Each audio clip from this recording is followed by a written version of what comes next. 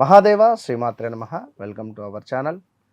మే నెలలో ద్వాదశ రాశుల వారికి ఏ విధంగా ఉండబోతూ ఉన్నది అనేటువంటి విషయాలు కావచ్చును. అదేవిధంగా మేషం నుండి మీనరాశి వరకు కూడా మరి జరగబోయే గ్రహ సంచారము మరి ఆంగ్ల సంవత్సరాన్ని నుండి చూసుకున్నట్టయితే మనకు సుమారుగా కూడా 5వ నెల మే నెల. మరి ఇట్టి మే నెలలో ఒక విశేషం ఏమిటి అంటే 2 పౌర్ణమిలు రావడము. మరి ఈ మే నెలలో ప్రతి గ్రహానికి కూడా కాలసర్ప కూటమి అనేటువంటిది ఏర్పడబోతున్నది. అదేవిధంగా ఇట్టి మే నెలలో భద్రకాళి ఏకాదశి మనకు ఎంతో విశేషంగా రాబోతూ ఉన్నది. మరి అదే ఈ నెలలో అధిక జ్యేష్ఠ మాసం కూడా రాబోతూ ఉన్నది. మరి దీనికి సంబంధించి మరి ఇక్కడ సూర్యుడు శని కలయిక వీడనున్నారు. అదేవిధంగా కుజుడు శని కలయిక, మరి మేషములో సూర్యుడు బుధుడు కలయిక, అటు పిమ్మట ఈ యొక్క మే 31వ తారీఖు ఎండింగ్లో గురువు ఎగ్జాక్ట్లీ జూన్ 1వ తారీఖు మార్పు ఉన్నది. మనకు ఈ యొక్క 17వ తారీఖు లోపు ఈ గ్రహస్థితి, 17వ తారీఖు తర్వాత మళ్ళీ కుజుడు అదేవిధంగా ఈ యొక్క మేషరాశిలోకి ట్రావెల్ చేసే పరిస్థితి ఉన్నది. మరలా దీనికి తోడు సూర్యుడు ఈ యొక్క వృషభ రాశిలోకి వెళ్ళేటువంటి సందర్భం ఉన్నది 17వ తారీఖు తర్వాత, అమావాస్య తర్వాత. మరి ఇట్టి సందర్భాలలో పూర్తిగా కూడా మరి యొక్క కుజుడు తన సొంతింటికి రాబోతున్నాడు మేషరాశిలోకి. మరి దీన్ని బేస్ చేసుకొని ఈ యొక్క గ్రహస్థితులు ఏ విధంగా ఉండబోతూ ఉన్నవి, ఇంకా చూసుకున్నట్టయితే శుక్రుడు తన సొంతింటిలోకి వెళ్ళబోతున్నాడు. తన సొంతింటిలో ఉన్నాడు, తన సొంత ఇంటిని వీడి గురువుతో కలవబోతున్నాడు కొన్ని రోజులు. మరి దీనివల్ల ఈ ద్వాదశ రాశుల వారికి ఏ విధంగా ఉండబోతోంది అనేటువంటి విషయాలు.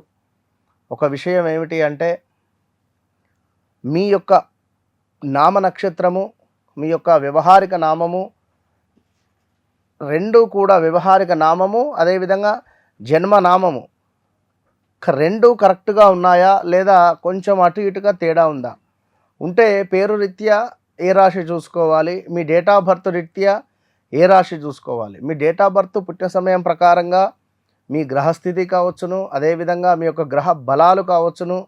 మరి మీకు ఏవి యోగంగా ఉండబోతున్నాయి, ఏవి యోగంగా లేవు, మీ జాతకంలో బాధకాధిపతి దశలో ఉన్నారా లేదా బాధకుడు ఎవరు, యోగకారకుడు ఎవరు, ఇట్టి విషయాలను తెలుసుకోవడానికై తప్పకుండా మీరు నన్ను కలిసే ప్రయత్నం చేయండి. నన్ను కలవక ముందు, నన్ను కలిసిన తర్వాత అనేటువంటిది మీ జీవితంలో ఒక మైలు రాయిది. ఇది 100కు 200% ఛాలెంజ్ చేసి చెప్తున్నా. మీనరాశి వారికి మరి యొక్క 2026 మే నెలలో ఏ విధంగా ఉండబోతోంది అనేటువంటి విషయాలను తెలుసుకోబోయే ముందు, ఈ నెలలో కష్టానికి గత 2022 ఆగస్టు నుంచి మీరు పడేటువంటి కష్టానికి తగినటువంటి ఫలితం రాబోతూ ఉన్నదా, లేదా అనుకోని ఖర్చులు మిమ్మల్ని ఇబ్బంది పెట్టబోతున్నాయి, లేదా మీకు అద్భుతమైనటువంటి ఒక ఉద్యోగం లభించబోతూ ఉన్నదా. ఇలాంటి విషయాలకై తప్పకుండా వీడియో మొత్తం చూడండి.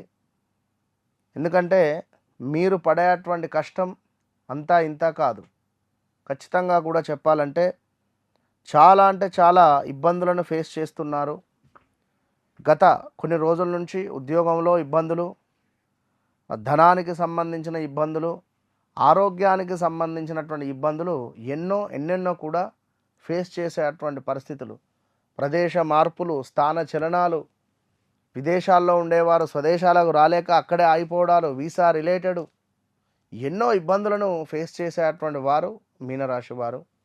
మరి ఇట్టి మీనరాశి వారు ఎవరైతే ఉన్నారో మరి కష్టానికి మీరు పడ్డ కష్టానికి ఫలితం వచ్చేటువంటి నెల మే నెల.